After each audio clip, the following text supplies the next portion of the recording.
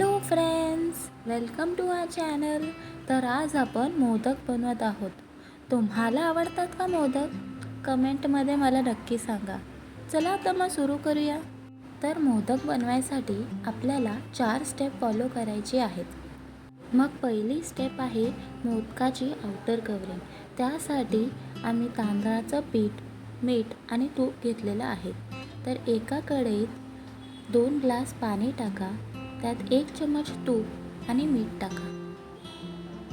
पाण्याला चांगली उकळी आल्यावर मम्मीने त्यात तांदळाचं पीठ टाकलेलं आहे. आपल्या मोदकासाठी एक सॉफ्ट डो तयार करायचा आहे. त्यासाठी पीठ चांगलं मिक्स करून घ्या. पीठ चांगलं मिक्स झाल्यावर आपण त्यावर एक झाकण ठेवून वाफ काढून घ्या.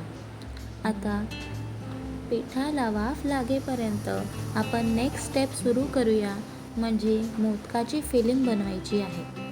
फिलिंग बनवण्यासाठी इथे काजू, बदाम, गूळ, वेलची पावडर आणि नारळ खवून घेतलेला आहे. मग आता एक कढई घ्या. त्यात तूप टाका आणि ग्रेट केलेला कोकोनट त्यात टाका. फिलिंग बनवण्यासाठी जास्त मेहनत नाही लागत, तर थोडा पेशन्स ठेवा. फिलिंग लवकरच बनणार आहे.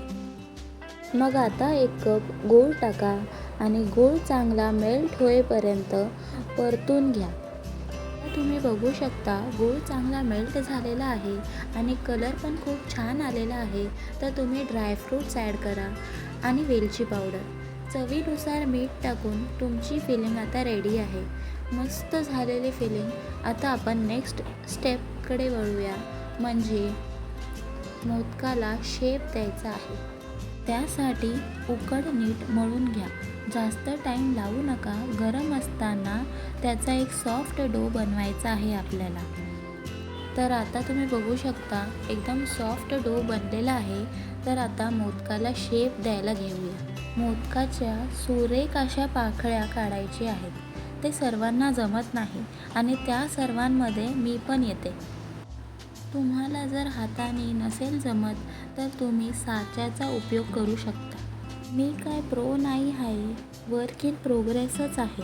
पण लोक जज करतील आणि बोलतील की असा काय मोदक बनवला आहे. तर त्यांना मी एकच सांगते की मैं घूमू फिरू नाचू कैसा भी मोदक बनाओ, आपको क्या. जास्तच झालं नाही का? पण तुम्हाला मी एक सांगते, शेप चांगला बनवून तुम्ही काय शोकेसला लावणार आहात का? ते 5 मिनटात आता हे संपणार आहेत मोदक.